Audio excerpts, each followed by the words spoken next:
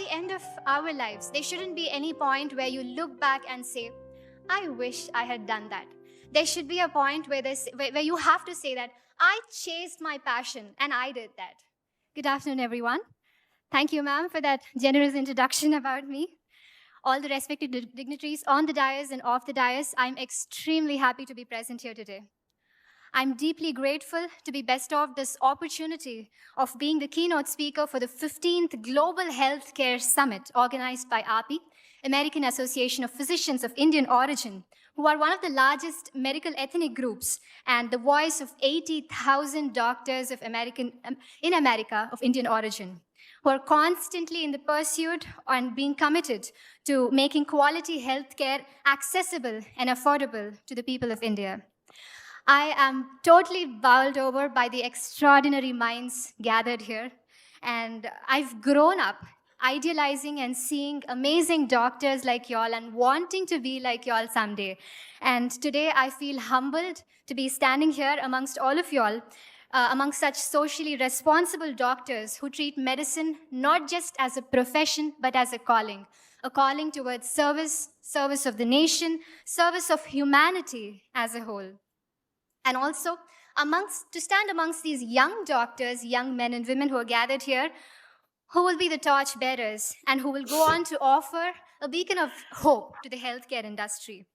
Before I begin, I would like to take this opportunity to offer my gratitude and respect to each and every doctor who's been part of the COVID-19 pandemic, who's been working day in and day out as warriors and risking their own lives.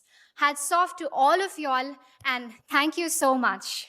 Patience, acceptance, tolerance, adaptability, compassion, empathy are the qualities which have been engraved in us right when we choose to become doctors and took the Hippocratic Oath, which binds us not just to the patients, our colleagues, and our profession, but to the humanity as a whole. I'd like to take a minute to appreciate the noble work done by API during the COVID crisis. For the fellow countrymen of India, providing oxygen concentrators, ventilators, high-flow oxygen equipments, PPEs, medications, and a fund to the PM Relief Fund, and teleprescriptions and whatnot. A huge round of applause for API. It is so welcoming to see all the goals set by API for India. Thank you, API, for your commitment and contributions. And I must say, Indian healthcare industry has crossed many milestones by now.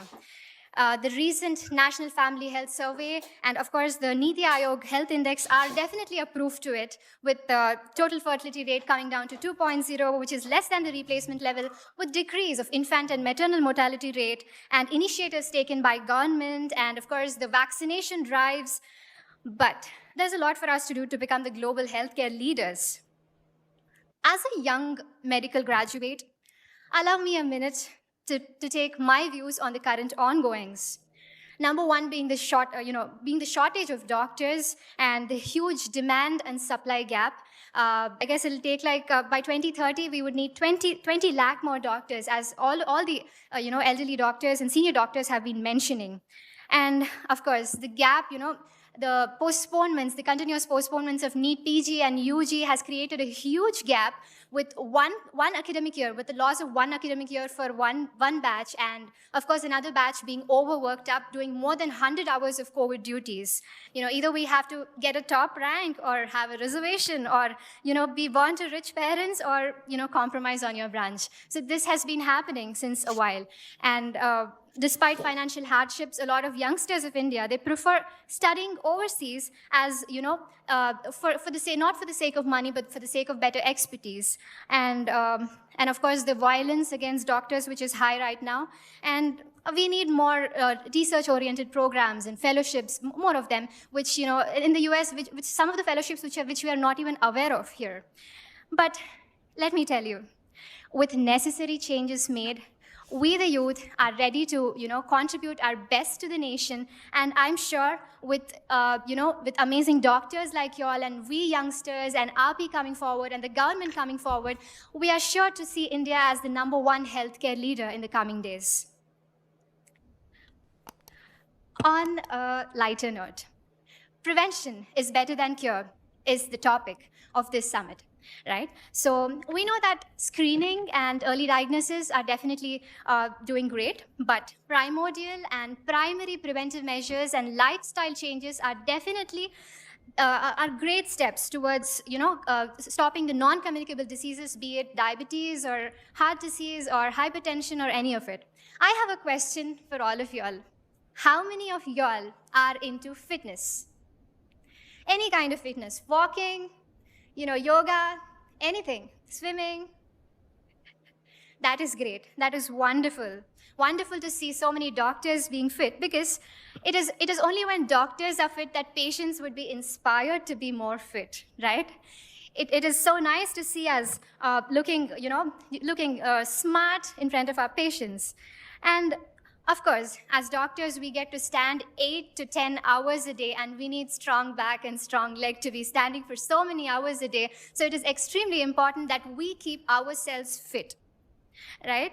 And we keep talking about diet, nutrition, and fitness, but how many of us make time for our own selves is important here, because you doctors are the most precious people of our society who are, who would be treating millions of patients. So if you don't take care of yourself, then who will take care of the patients, right?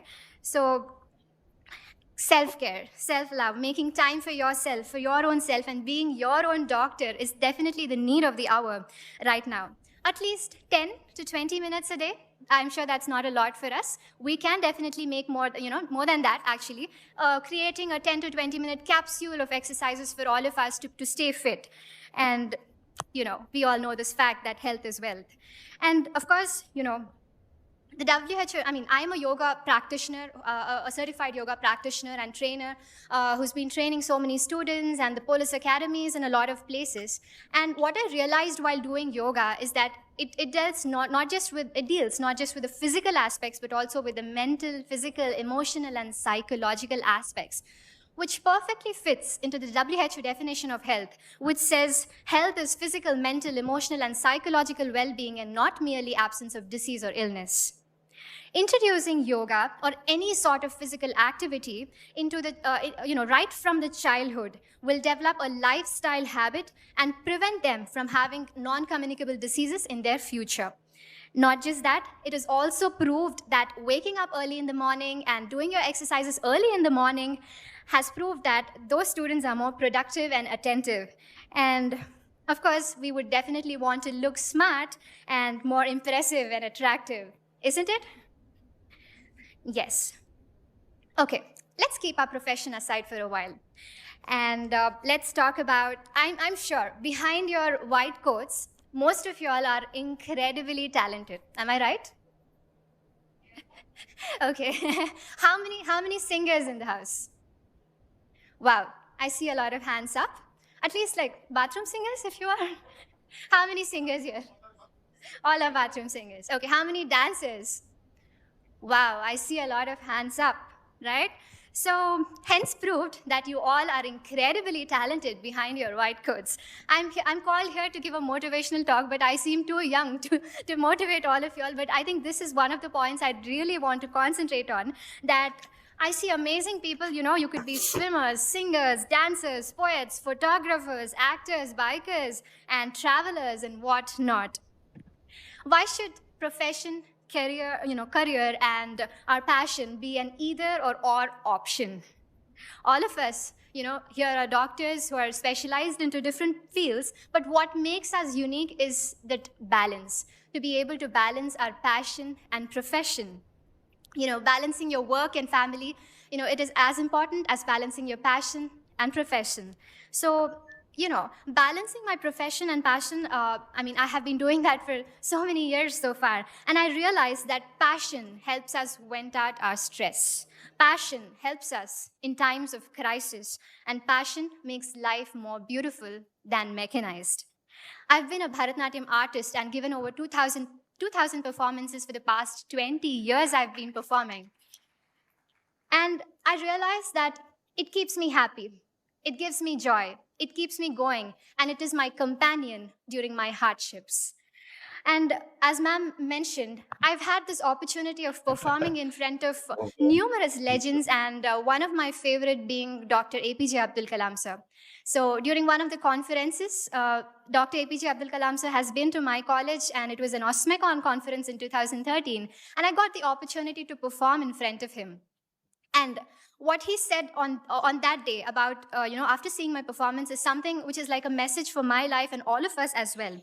He said, when art and medicine join together, you create a good human being. Not only you can treat people, you can treat with compassion. I'm sure we all are compassionate doctors already, but I would definitely urge you all to continue your passion as well. Make at least a few hours out of your busy week, one day in a week. If you can, make hours for your passion, then I think it'll keep you happy. I'm sure you're going to see a large difference after you do that. And we know the world is being digitalized right now. It is important to improve the digital presence of medical industry. And the beauty of technology is that it connects us to millions of people. A click of a button helps us connect to millions of people and give them the right medical information at the right time. And the next big thing that is going to happen, that is already happening, is our online clinics. But there are definitely pros and cons for everything. This, the pros we already know, but the disadvantages being that, some of the quacks may utilize this opportunity to give wrong information and wrong treatment, which I think with some kind of regulations from the government, we can definitely curtail that. And I also remember Dr. APJ Abdul Kalam sir saying this, that during the conference itself, he encouraged both medical students and engineers to collaborate together. And we have created a program called MedTech, where both of them come together and exhibit their medical models. The engineers come forward and exhibit their medical models. I think it's a great and amazing initiative. Well, for us youngsters, I see some young people here. Online presence has a totally different meaning. For us, online presence means Instagram, Facebook, right? Snap. So how many of your youngsters are on Instagram? All of us, even I am on Instagram, right? And I'm sure like all the senior doctors present here, we are all on Facebook. But I'd like to highlight that there is a difference. There is a huge difference between making your presence online, the difference between just browsing your social media and socializing, and you being the enlightening factor for people around you who are watching you online. There is a huge difference between both of these. All of us youngsters here, when it comes to online presence, I think it is important that we look beyond browsing the celebrity lives and become an inspiration by ourselves and, become a motivating factor for everybody who's watching you online, right? And to be able to be successful, the only key is to utilize your time properly and your opportunities properly, to dream big, have a vision, and to execute that vision with a discipline and have a positive outlook towards your life. Believe in the supreme power and believe in your own self. A lot of us see a lot of failures in life. Only when you know how to overcome the biggest failure in your life, you would know how to sustain yourself. I was the All India's Best Cadet of NCC, honored by the Prime Minister and President of India.